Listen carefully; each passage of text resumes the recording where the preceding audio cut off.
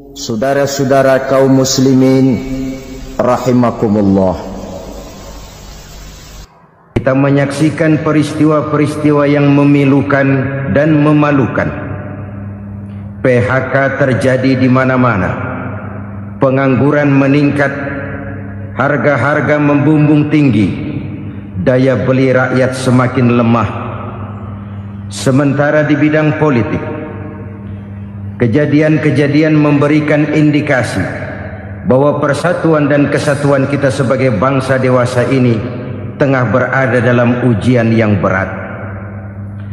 Pada jumpa kita kali ini, tanpa bermaksud untuk mencari kambing hitam dari bencana yang kita hadapi, saya ingin menyampaikan sebuah hadis yang diriwayatkan oleh Imam At-Tabarani dari Ibnu Abbas, bahwa Rasulullah sallallahu alaihi wasallam bersabda, khamsun bi khamsin, ada 5 perkara yang dapat menimbulkan 5 macam bencana. Mari kita renungi hadis ini satu demi satu sebagai bahan introspeksi buat kita semua dalam menghadapi bencana yang tengah berlaku sekarang ini. Yang pertama, manaqasa qaumul ahda illa sullita alaihim aduwuhum. Apabila suatu kaum sudah mengingkari janjinya, maka mereka pun akan dikuasai oleh musuh-musuh mereka. Sederhana saja nampak kalimat dalam hadis ini.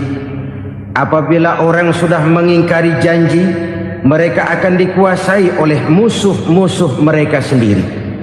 Dan musuh kita yang paling utama saat ini adalah kemiskinan dan kebodohan. Kenapa itu terjadi? Karena kita mengingkari janji kita sendiri.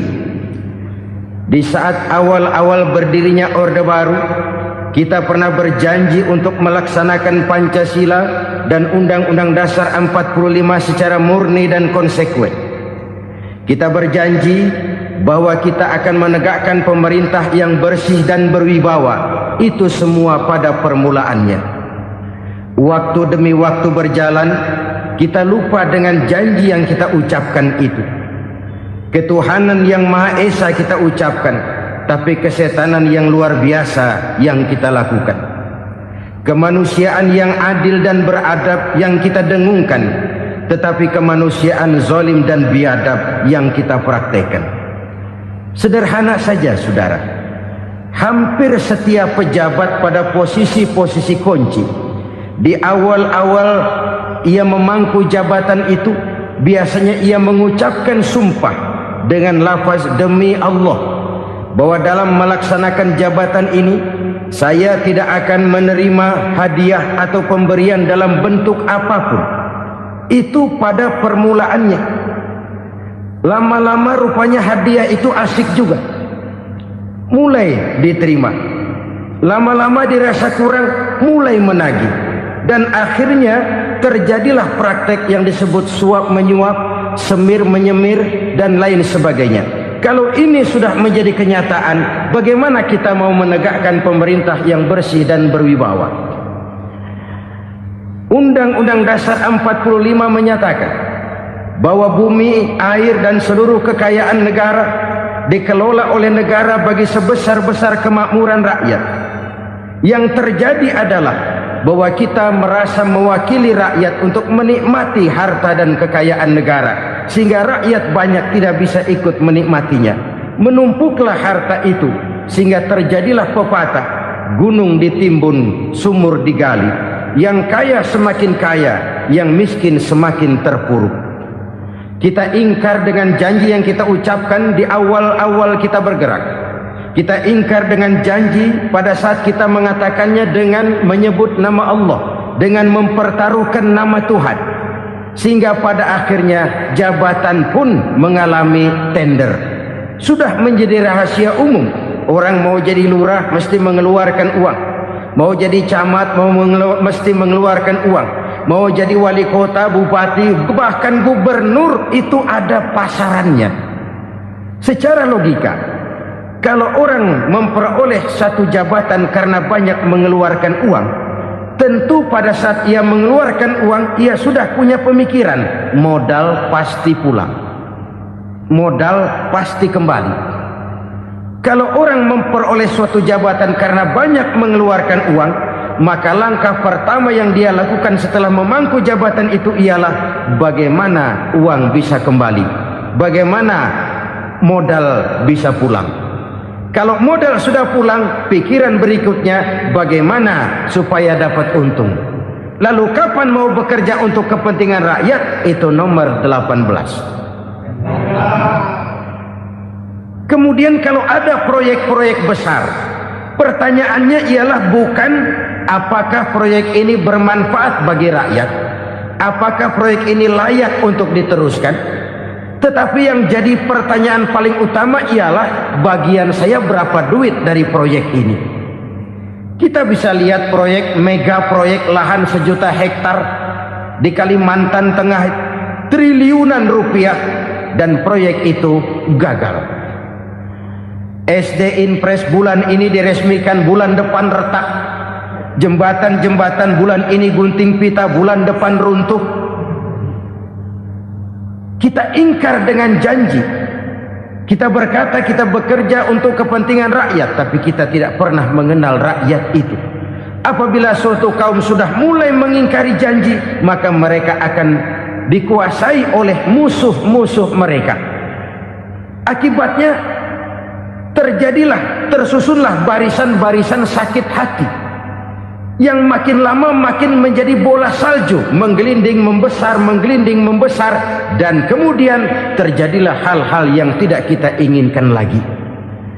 Apabila suatu kaum sudah mengingkari janji, maka mereka akan dikuasai oleh musuh-musuh mereka. Ini penyebab bencana yang pertama. Kita tidak konsekuen. Tadinya kita dengan lantang teriak-teriak berantas korupsi, ganyang korupsi. Pada waktu kita belum mendapat kesempatan. Setelah kita naik punya kesempatan, rupanya korupsi enak juga dirasa.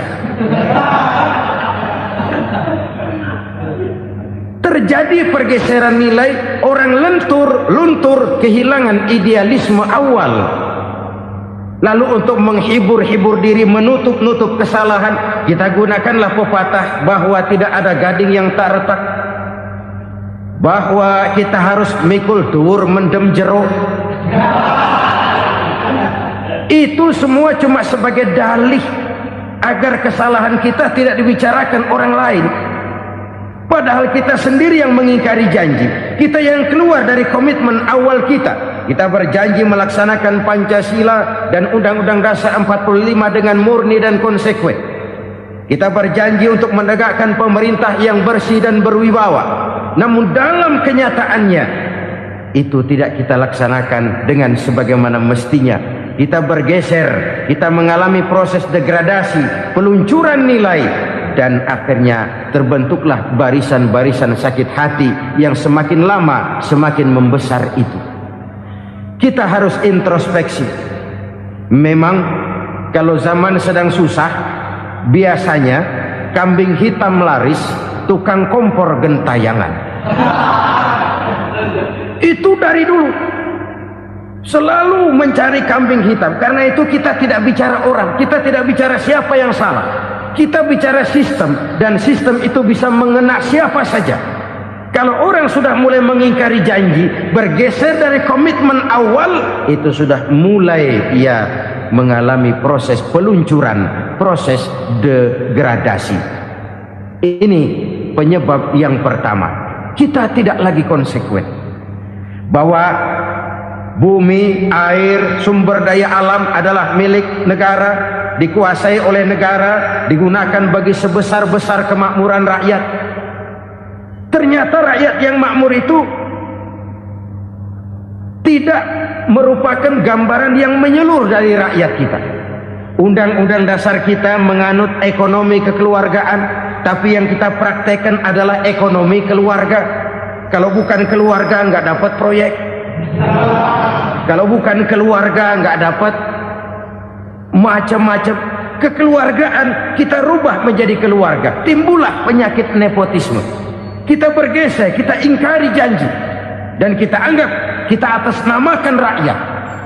Rakyat cuma sekedar jadi address, rakyat cuma sekedar jadi alamat, tetapi kehidupan mereka tidak banyak berubah dan tidak banyak terangkat.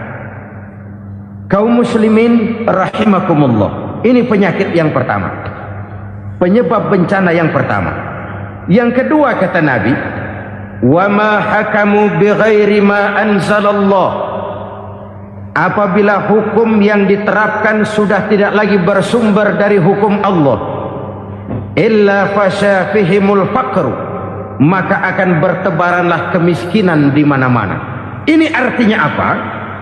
Apabila hukum tinggal sebuah stempel, apabila hukum sudah diatur menurut kepentingan, apabila hukum sudah tidak lagi ditegakkan secara adil, maka kemiskinan merambah di mana-mana. Hukum diatur menurut selera orang yang sedang berkuasa, maka yang benar bisa jadi salah, yang salah bisa jadi benar. Hukum dalam kenyataan hidup berlaku seperti pisau. Pisau itu kan saudara lihat, yang namanya pisau dimanapun itu tajamnya ke bawah, ke atas tumpul. Kalau hukum itu, kalau untuk rakyat, hukum itu tajam bukan main, cepat sekali dilaksanakan. Tapi giliran menengah ke atas, yang gedean dikit berbuat salah, hukum tumpul. Hukum pura-pura tidak dengar, akibatnya terluka rasa keadilan rakyat. Satu kasus rakyat diam, dua kasus rakyat diam, tiga kasus rakyat diam, kasus terakumulasi di hati rakyat, luka rasa keadilan, dan itu menjadi sumber bencana. Penjarahan kita tidak setuju itu, tapi kita harus melihat kausalnya. Itu kan tidak berdiri sendiri.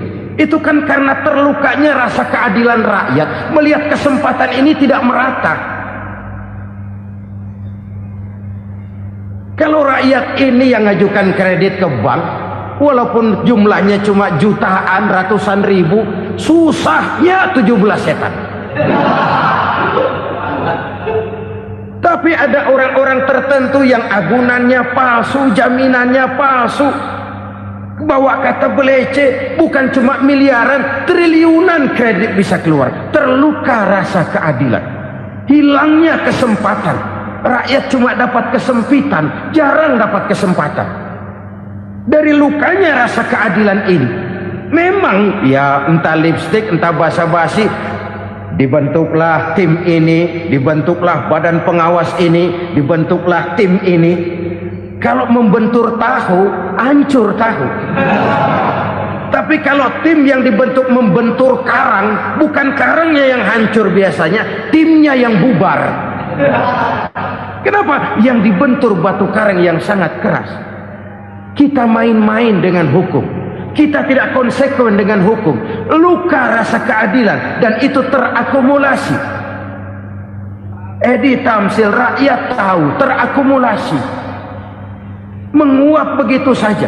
Kasus-kasus lain rakyat tahu, menguap begitu saja. Ketidakadilan terakumulasi, mengendap di hati rakyat, menunggu ledakan. Pada saat sumbu meledak, rakyat tidak bisa dibendung lagi. Oke, kita tidak setuju dengan penjarahan, tapi jangan melihat itu sebagai peristiwa yang berdiri sendiri. Kenapa itu terjadi? Kausalnya kenapa? Oke, kita tidak setuju memang, tapi yang dijarah oleh rakyat kan memang cuma untuk perut. Yang dijarahkan beras, yang dijarahkan televisi, yang dijarahkan kulkas yang masih bisa dihitung, yang memang real untuk kebutuhan rakyat. Penjara-penjara berdasi kepala botak yang menguras uang rakyat habis-habisan, enak saja melenggang dalam kehidupan ini. Makin terluka rasa keadilan rakyat. Apabila hukum yang diterapkan sudah menyimpang dari keadilan yang diajarkan Allah, fasyafihimul fakru, bertebaranlah kemiskinan. Aneh, memalukan, memilukan.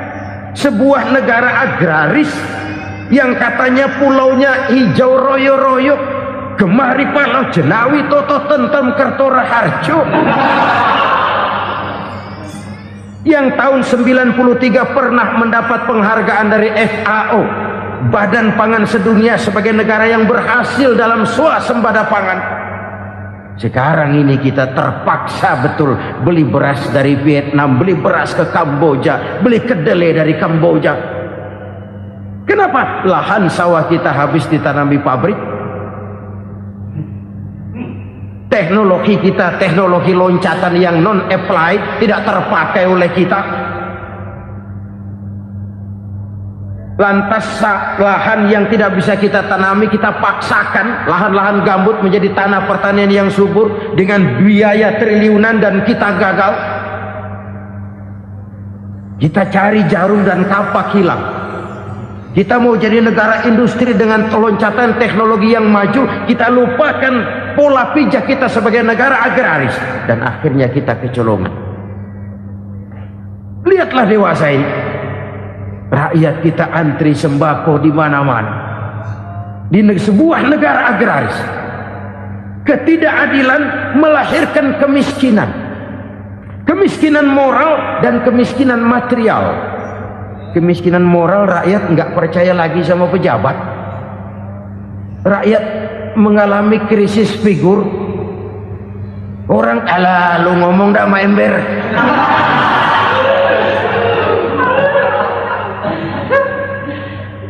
Penataran yang menghabiskan biaya miliaran itu melahirkan pejabat-pejabat korup.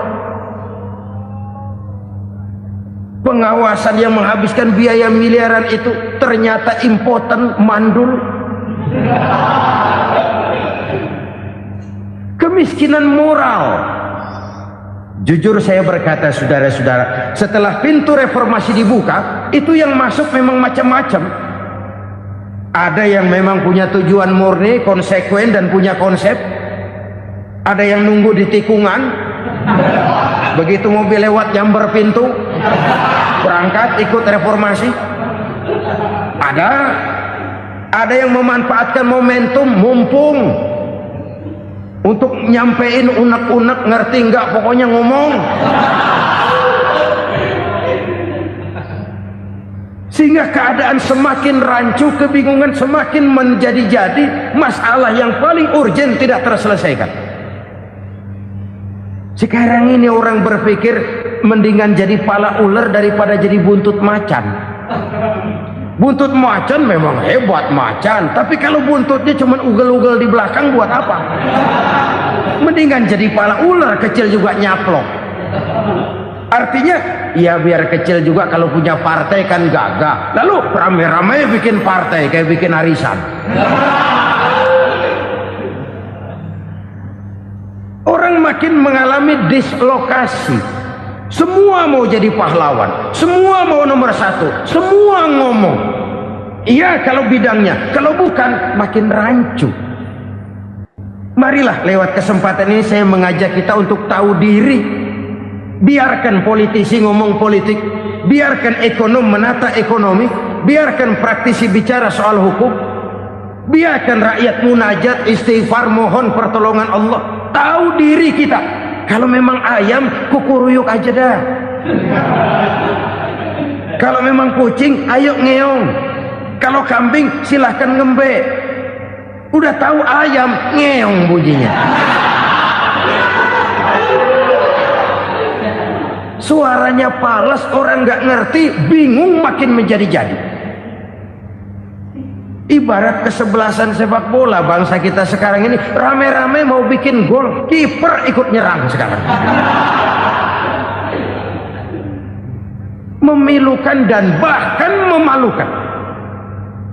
Wa ma hakamu bighairi ma anzalallah illa fasyafihimul fakru. Kalau hukum yang diterapkan sudah menyimpang dari keadilan yang diajarkan Allah, bertebaranlah kemiskinan di mana-mana. Coba sekarang ini, yang punya duit bingung, apalagi yang kagak punya duit.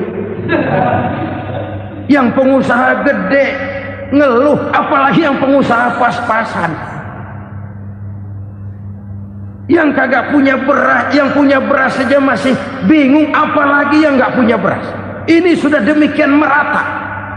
Dulu kita kagum mendengar konglomerat kelas buadah, kelas-kelas yang seakan-akan cuma ada dalam khayalan mereka, punya kekayaan miliaran dolar, triliunan. Sudahlah, seolah-olah nggak terjangkau sama kita. Weh, ternyata yang gede-gede itu juga gede utangnya.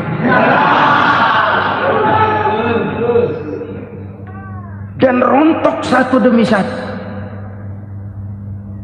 Ternyata rakyat selama ini cuma dialamatkan, cuma dijadikan adres. Rakyat yang tidak banyak ngerti persoalan ini harus menanggung hidup ini begini berat, harus menanggung beban hidup ini begini tinggi, daya beli semakin lemah, semakin terpuruk dan terpuruk, sedang keadaan belum juga banyak berubah.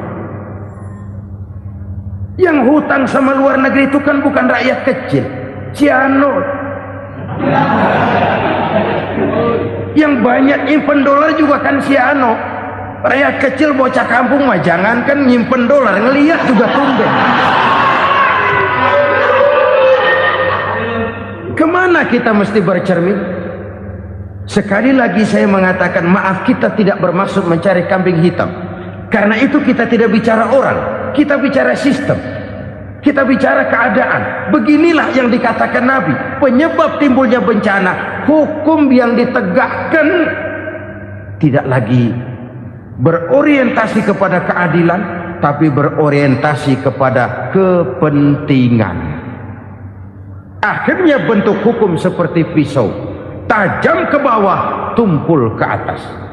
Hukum cuma buat rakyat kecil, tetapi kelompok menengah ke atas kadang-kadang kebal dari perlakuan hukum. Maka bertebaranlah kemiskinan. Iya, kemiskinan moral berupa lukanya rasa keadilan. Kalau rasa keadilan terluka, orang kan nunggu kesempatan, saudara. Iya, dia nggak bisa ngomong, iya, dia nggak sanggup action, iya, dia nggak bisa tunjuk rasa, tapi hatinya kan, kapan ada kesempatan, kapan ada waktu, tunggu. Hatinya mesti begitu. Sehingga begitu ada kesempatan, terjadilah hal-hal yang tidak terhindarkan.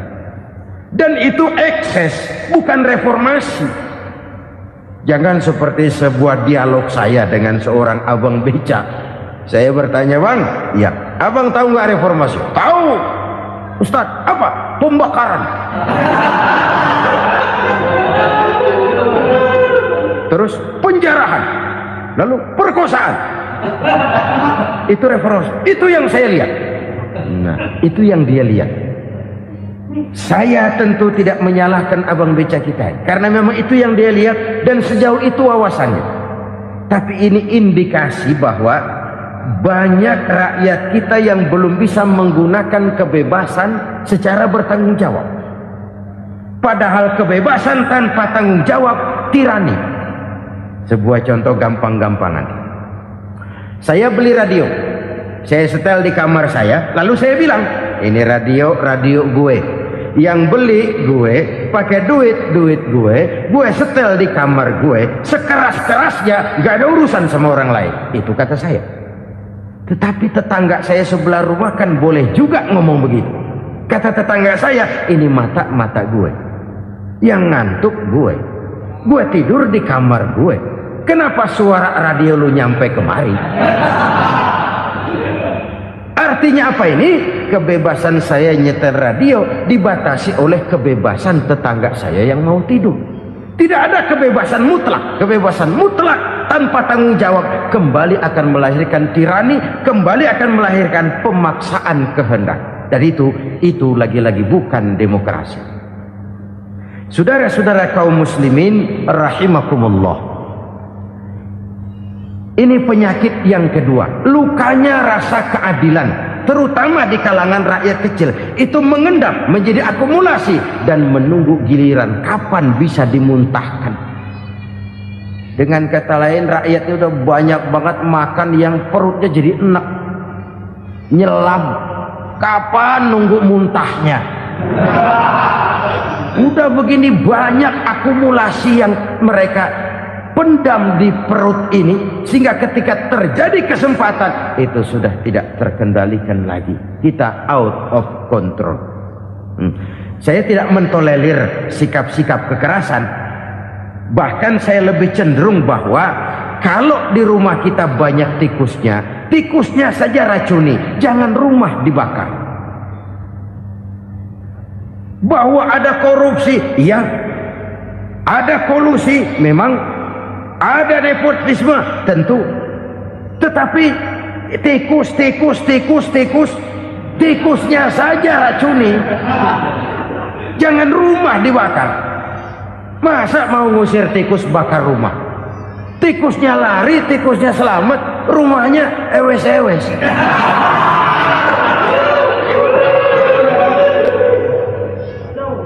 Tikus selamat, rumah nggak punya, masalah nggak terselesaikan dengan sebagaimana yang kita harapkan.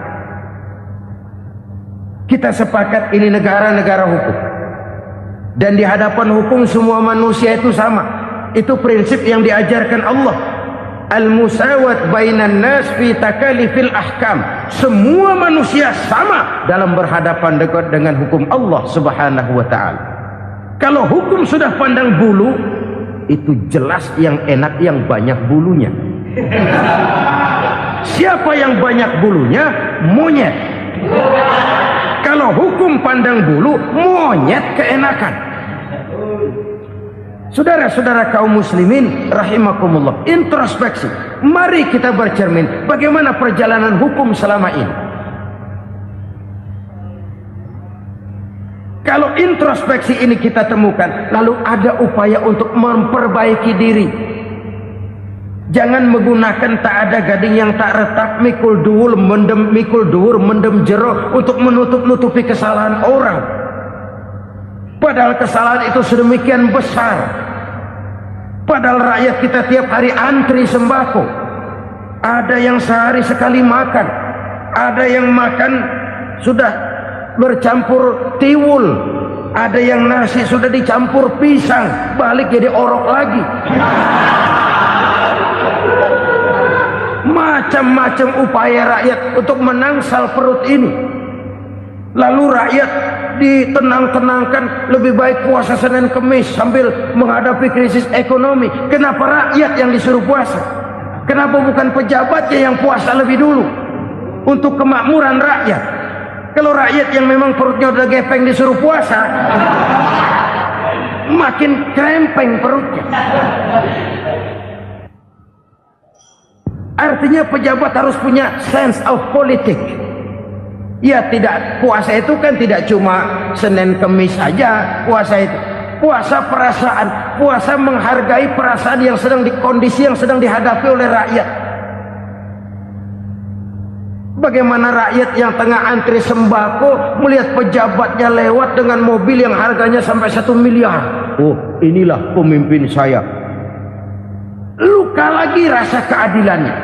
Kita tidak tenggang rasa. Puasa dalam artian itu pun akan menolong menegakkan semangat kebersamaan, membentuk semangat kebersamaan. Saudara-saudara kaum muslimin rahimakumullah, penyebab bencana yang ketiga dikatakan oleh baginda Nabi, wala dhaharat fihimul fahishatu illa fasha fihimul maut. Apabila kekejian telah merajalela, maka maut bertebaran di mana-mana. Kita renungi butir kalimat dalam hadis ini. Apabila kekejian telah merajalela, maut bertebaran di mana-mana.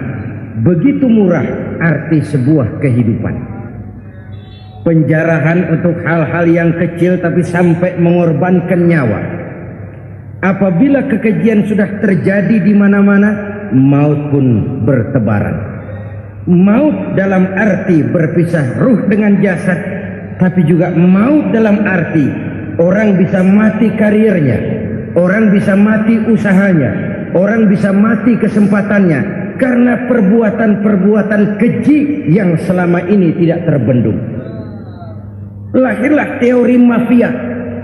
Siapa yang kuat dia yang berkuasa, siapa yang lemah dia menjadi mangsa. Proyek-proyek besar yang menang tender itu ya dari itu ke itu saja. Yang pengusaha-pengusaha tidak punya koneksi, tidak bisa bayar komisi, dapat proyek tetelan. Ada dagingnya dikit, namanya juga tetelan. Dagingnya sudah habis disantap oleh meja. Sekian puluh meja dilalui, sekian puluh amplop dikeluarkan. Sehingga yang akhirnya ya tinggal tetelan itu tadi. Maka kualitas pekerjaan pun sudah bukan lagi jadi masalah. Demikianlah mafia-mafia ini bermunculan di mana-mana. Di pengadilan terkenallah mafia pengadilan. Hukum bisa dibeli, hukum bisa dipesan menurut kebutuhan sponsor. Mafia peradilan, mafia politik, mafia ekonomi, bahkan mafia agama yang menggunakan agama sebagai kedok, menggunakan agama sebagai dalih, menggunakan agama sebagai topeng untuk melancarkan maksud-maksud politiknya pun tidak tertutup kemungkinan. Apabila kekejian telah merajalela, maut bertebaran di mana-mana. Korupsi, kolusi, nepotisme itu bagian dari kekejian. Kita selama ini kalau mendengar maksiat, itu yang terbayang cuma judi, mabuk, zina. Ya itu maksiat. Tapi korupsi, kolusi, nepotisme itu juga maksiat dalam bentuk lain. Kalau ini sudah bertebaran, maka maut terjadi di mana-mana. Jangan bayangkan cuma mati orangnya, itu sih kewajiban. Yang menyakitkan itu orangnya masih hidup tapi dibikin mati, karirnya mati. Kenapa? Karena yang diperlukan bukan cuma orang pinter tapi orang taat. Biar pinter, kalau nggak taat minggir. Biar bodoh, kalau taat bisa nyenangin atasan, bisa nyemur. Kumaha juragan wae ayo nama. Itu yang kadang-kadang dapat penghargaan. Tidak ada prestasi kerja kecuali bikin senang orang di atas. Kita lihat di desa-desa jalan rusak. Kalau ada berita pejabat anak mau turun, jalan rata sekali. Sampai tanah dari mana aja dikeruk buat ngeratain tuh jalan. Pejabat pulang legok lagi jalanan. Katanya kita kerja buat rakyat, nyatanya kita cuma melayani atasnya. Kenapa? Terjadi lingkaran setan. Seperti kata lagu Dul Sumbang itu. Mahasiswa takut sama dosen, dosen takut sama dekan, dekan takut sama rektor, rektor takut sama menteri, menteri takut sama presiden, presiden takut sama mahasiswa. Muter balik lagi, lingkaran setan, lingkaran setan. Saudara-saudara kaum muslimin rahimakumullah, kekejian yang merajalela, praktek-praktek mafia yang tertuang dalam kehidupan sehari-hari menyebabkan orang mati karirnya, jasad masih hidup, karir mati, itu menyakitkan. Mati bisnisnya. Rakyat kecil pernah senang ketika cengkeh booming, harganya bagus, rakyat banyak yang pergi haji. Lalu mau ditata, lahir tata niaga cengkeh, malah amburadul. Harga cengkeh jatuh, petani cengkeh kecil menjerit. Siapa yang untung? Segelintir orang. Masihkah kita pakai atas nama rakyat untuk kepentingan nasional, padahal yang nyanyi cuma segelintir orang? Masihkah kita mau bohongi rakyat ini dengan mobil nasional tapi bikinan Korea? Masihkah kita mau bermain verbalisme, bermain kata? Ini sebuah masa lalu yang tidak perlu terulang lagi untuk masa-masa yang akan datang. Kekejian merajalela, orang mati karier, bisa mati usaha, mati bisnis. Usahanya maju, dirangkul, hancur. Usahanya maju, dipukul, hancur, tenggelam.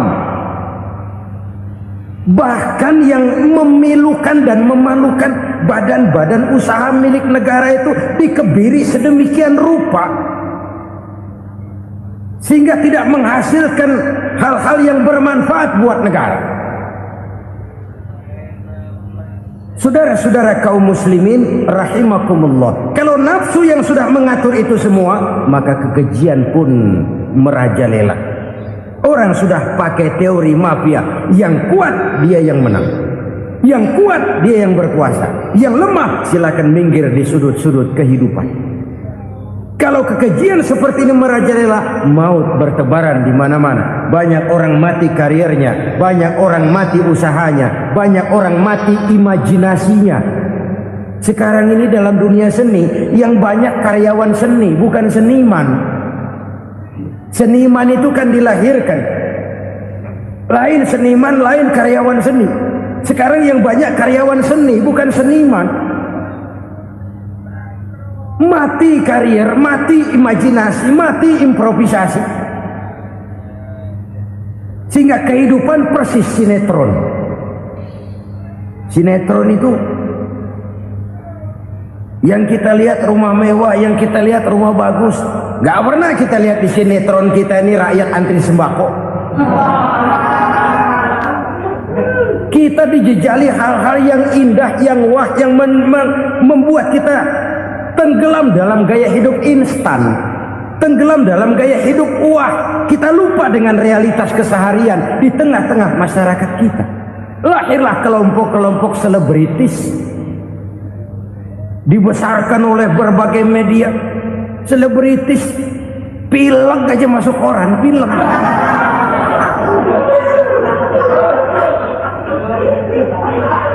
Rakyat yang pingsan antri beras nggak masuk koran. Rakyat yang semaput antri minyak nggak masuk koran. Selebritis panok masuk koran.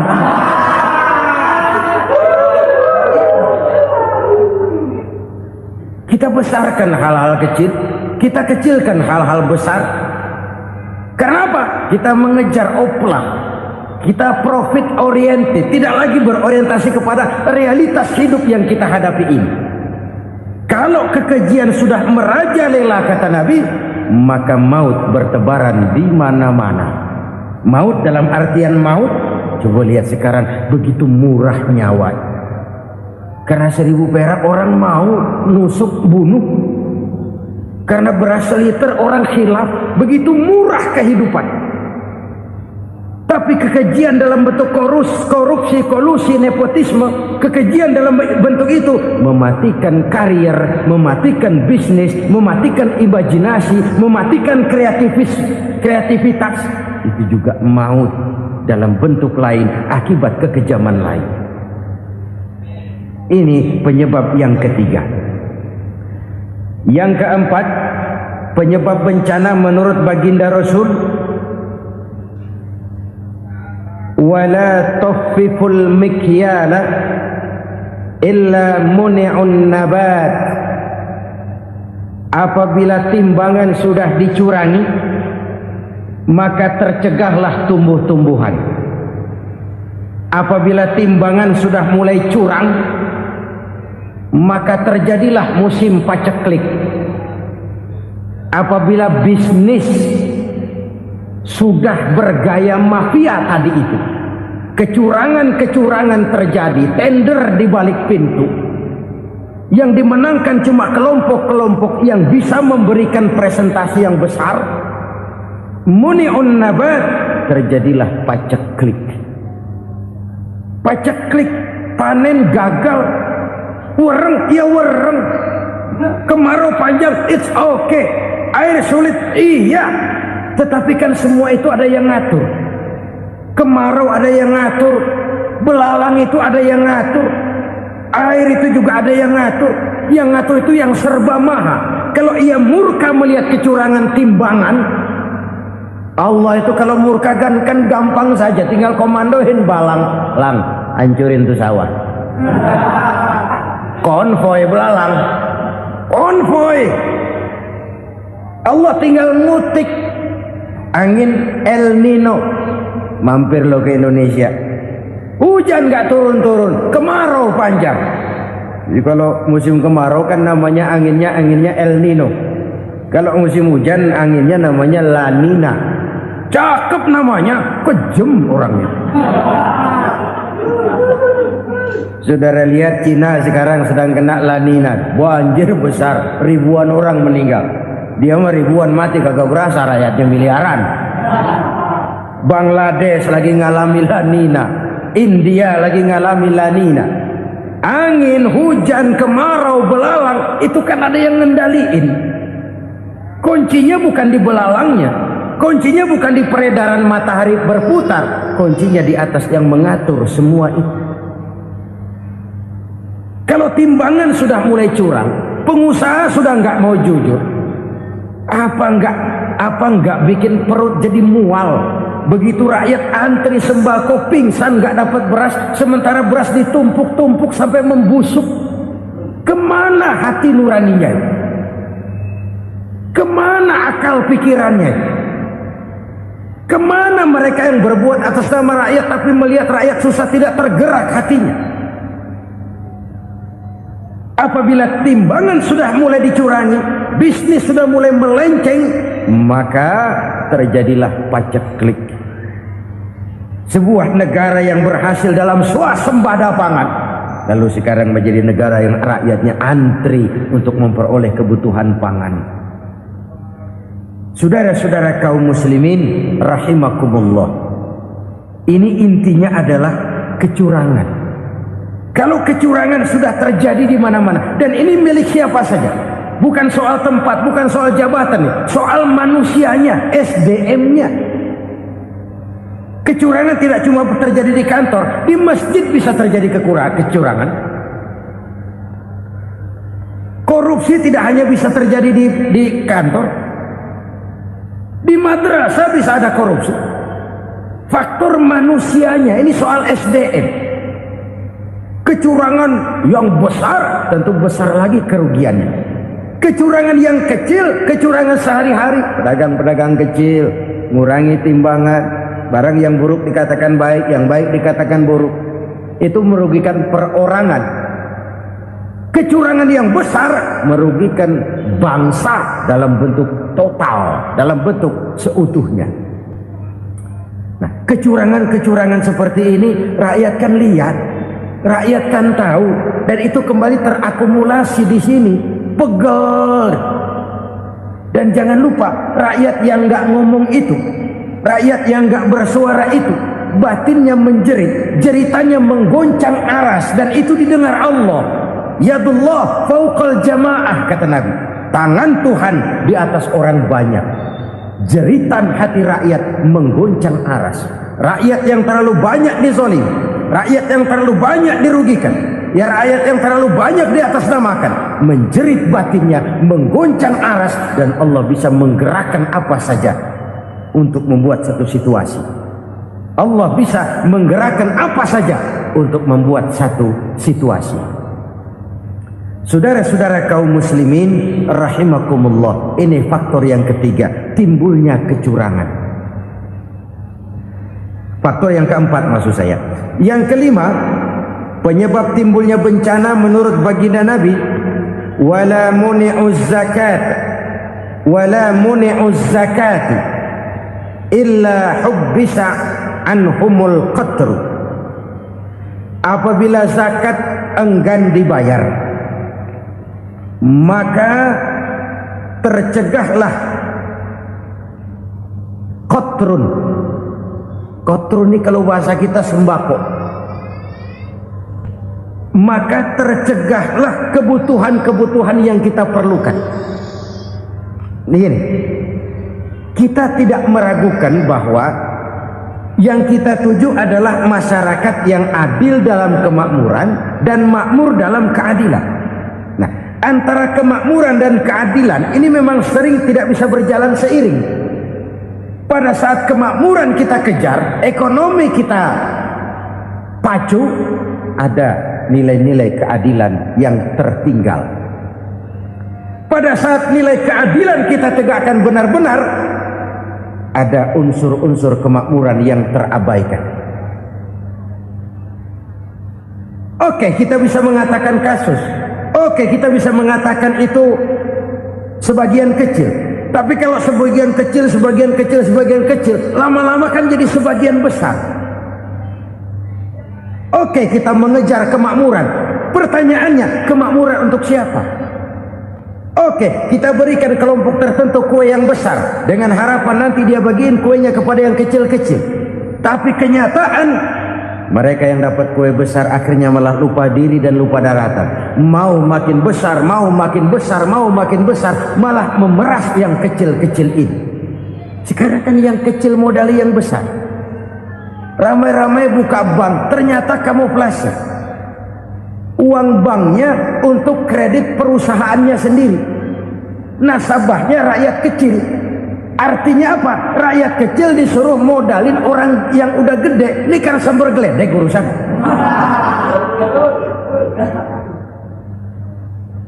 Ini kan permainan apa lagi? Rakyat kecil suruh modali yang gede.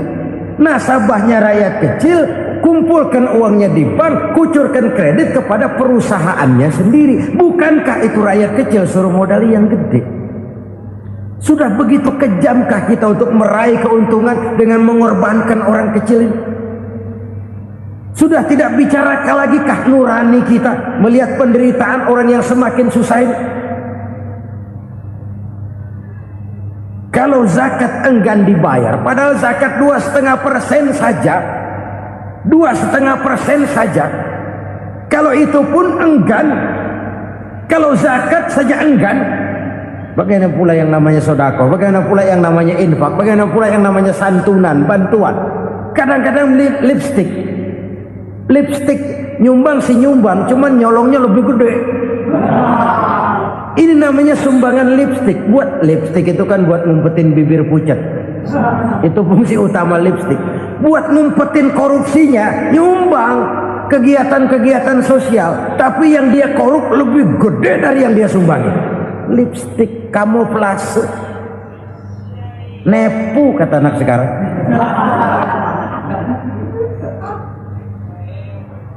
Saudara-saudara kaum muslimin rahimakumullah. Demikian berat kewajiban zakat ini sampai di zaman Sayyidina Abu Bakar pernah keluar komando perangi orang yang enggan membayar zakat. Perangi. Karena fungsi zakat adalah menjembatani antara si kaya dengan si miskin. Bahwa ada kemiskinan itu Qur'ani. Allah menyatakan, aku melebihkan rezeki sebagian kamu dari yang lain. Ini kan kesenjangan. Allah melebihkan rezeki sebagian kamu dari yang lain. Ada itu. Tetapi itu berjalan secara nature. Nah, kalau direkayasa, yang kaya semakin kaya, yang miskin semakin terpuruk, yang sudah besar dapat proyek besar, yang kecil dapat tetelan. Ini kan rekayasa namanya. Kesenjangan yang direkayasa ini yang kita harus kikis.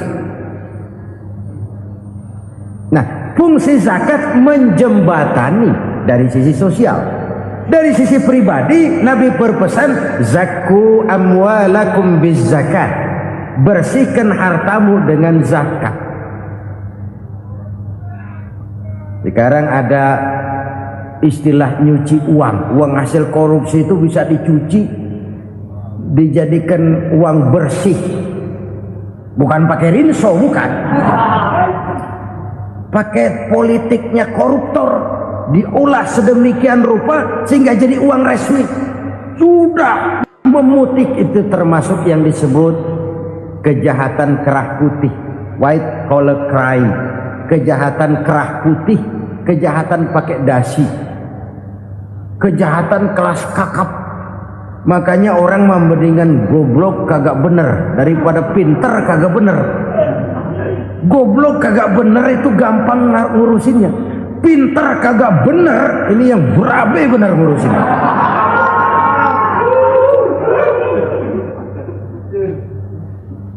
Kita bukan cuma perlu orang pinter kok di zaman sekarang. Kita perlu orang-orang bener yang punya komitmen, yang sesuai kata dan perbuatan, yang bisa merasakan apa yang dirasakan oleh rakyat, yang punya sense of politik yang tinggi, yang peka, yang penuh keterbukaan, yang punya wawasan dan pandangan jauh ke depan. Dari sisi pribadi, zakat itu membersihkan harta kita. Ya, dia tercampur dengan yang subuhat, dia bahkan mungkin tercampur dengan sedikit-sedikit yang haram. Itu zakku amwalakum bizakat. Bersihkan hartamu dengan zakat itu. Pada sisi sosial ia menjembatani, pada sisi pribadi ia membersihkan harta kita. Karena itu kalau kita minta berdoa, minta rezeki, syarat rezeki itu halalan, thayyiban, wasi'an. Nggak pernah kurang dari 3 itu. Halal, bagus, banyak. Halal, bagus, tapi sedikit, susah ngaturnya. Halal, banyak, tapi kurang bagus. Buat apaan? Bagus, banyak, tapi haram. Enggak ada artinya. Sebab kata Imamul Ghazali, kalau kau terlalu suka memakan makanan yang haram, dikunyah masuk ke dalam perut besar, digiling oleh perut besar, menghasilkan energi, menggerakkan sel-sel pembuluh saraf, kau juga akan cenderung berpikir yang haram. Kalau sudah cenderung berpikir yang haram, perbuatan pun akan mengarah kepada perbuatan-perbuatan yang haram. Dulu waktu kelompok Jimbaran 200 konglomerat Indonesia kumpul, dihimbau supaya sekian persen kasih pengusaha-pengusaha lemah. Itu kan cuma sekedar belas kasihan, tidak banyak menolong keadaan. Dan bukan itu yang diperlukan pengusaha-pengusaha kecil. Yang diperlukan adalah berikan kami kesempatan seperti mereka dapat kesempatan. Berikan kami peluang seperti mereka juga dikasih peluang. Kalau cuma dikasih 100 juta, 200 juta hari ini, usaha kami nggak ada prospeknya, peluang kagak ada, kan sama juga bohong. Diceburin ke kali, disuruh berenang, tangan diikat, mendingan mampusin ketahuan. Ayo berenang, berlomba, tangan diikat, kaki diikat. Sama saja nyuruh mati. Jadi jangan kasih ikannya, kasih kailnya. Yang diperlukan pengusaha kecil menengah ke bawah itu bukan cuma sekedar belas kasih dari konglomerat-konglomerat besar. Berikan kami peluang seperti mereka juga dapat peluang. Berikan kami kesempatan seperti mereka dapat kesempatan. Berikan kami kredit dengan kemudahan seperti mereka juga kalau minta kredit begitu mudahnya. Menciptakan peluang dan kesempatan, pemerataan, bukan menciptakan manusia Indonesia dengan standar ekonomi yang sama. Semua rumahnya harus sama, semua punya mobil. Itu sih kebersamaan bebek. Bebek, coba lihat bebek, satu ngalor semua, satu ngidul semua. Kebersamaan bukan itu. Kebersamaan adalah menciptakan peluang. Kalau yang kaya bisa semakin kaya, kenapa yang miskin tidak bisa ikut naik jadi sedikit kaya? Kalau pengusaha yang sudah kuat bisa bertambah menjadi kuat dengan proyek mega proyek, kenapa yang menengah tidak bisa ikut menjadi kuat? Dan kenapa kekejian itu merajalela? Kita dengar lewat berita-berita PLN tekor, PLN utang. Kenapa? Dia beli listrik dari swasta yang belinya lebih mahal daripada penjualannya. Artinya dia beli itu listrik dari perusahaan listrik swasta, dia jual kepada rakyat lagi. Harga jualnya lebih murah daripada dia beli kepada swasta. Kenapa? Ada tekanan lagi tuh. Biasa siklus lagi. Hukum Boyle. Atas neken, paling bawah gepeng. Ya kita nih rakyat kecil, emang nasibnya gepeng terus. Saudara-saudara kaum muslimin rahimakumullah, dari 5 penyebab bencana ini kita ambil kesimpulan untuk sebuah renungan dan introspeksi kita bersama. Pertama, mengingkari janji. Padahal janji itu yang lebih tinggi nilainya adalah di hadapan Allah Subhanahu wa taala. Baik wakil-wakil rakyat di parlemen maupun pemimpin-pemimpin rakyat di dalam kabinet, apabila memangku suatu jabatan, selalu mereka mengawali dengan sumpah, dan sumpah itu dimulai dengan demi Allah. Sadarkah kita pada saat itu kita ucapkan bahwa kita sudah mempertaruhkan Allah untuk jabatan yang kita pegang? Kita sudah mempertaruhkan nama Allah untuk posisi yang dipercayakan kepada kita. Sadarkah kita bahwa menyia-nyiakan itu satu dosa yang sangat besar, yang tidak hanya kepada Allah tetapi juga kepada rakyat yang kita wakili, kepada rakyat yang kita pimpin. Cukuplah sudah rakyat dijadikan adres, umat dijadikan alamat sebagai numpang. Marilah kita kembali kepada komitmen awal dengan jujur kepada janji kita sendiri. Lalu yang kedua, kekejian, baik berupa korupsi, kolusi, nepotisme, dan perbuatan-perbuatan lain akan melahirkan kemiskinan. Kekurangan pangan bukan satu-satunya yang menyebabkan rakyat menderita. Lukanya rasa keadilan terakumulasi di hati rakyat, dan jeritan hati rakyat mengguncang aras. Kalau Allah murka, Allah bisa melakukan apa saja untuk menciptakan suatu kondisi. Faktor yang ketiga adalah praktek mafia menebarkan maut, baik orang yang mati jasad dan rohaninya maupun orang yang mati karirnya, mati kejujurannya, mati usahanya, mati imajinasinya. Hilang kreativitas kita sebagai bangsa. Faktor yang keempat, kecurangan-kecurangan di bidang usaha, di bidang tender, mengandalkan menjual kekuasaan. Dan memang repot kalau penguasa jadi pengusaha. Mau atau tidak mau, kebijakan-kebijakan kekuasaannya akan memperkuat jaring-jaring usahanya. Dan pada saat itu objektivitas sulit ditemukan lagi. Lalu yang kelima, keengganan membayar zakat, menumpuknya kekayaan negara pada kelompok-kelompok tertentu. Ini akan melahirkan paceklik yang berkepanjangan. Menumpuknya kekayaan dan harta negara pada kelompok-kelompok tertentu akan melahirkan paceklik dan kemiskinan yang berkepanjangan.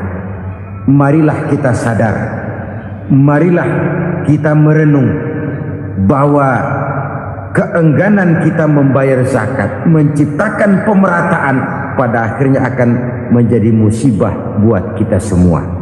Saudara-saudara kaum muslimin rahimakumullah, sekian dulu jumpa kita kali ini. Mudah-mudahan yang saya sampaikan dari hadis riwayat Imam Tabrani ini menjadi bahan introspeksi buat kita semua. Tidak akan seorang muslim jatuh dua kali di tempat yang sama. Semua merupakan pelajaran untuk kita jadikan introspeksi guna menata hari esok yang lebih baik daripada hari ini. Reformasi harus terus berlanjut, tidak bisa dan tidak perlu dikendalikan, tapi harus tetap dengan landasan akhlakul karimah sesuai dengan budaya kita sebagai bangsa. Terima kasih atas perhatian saudara.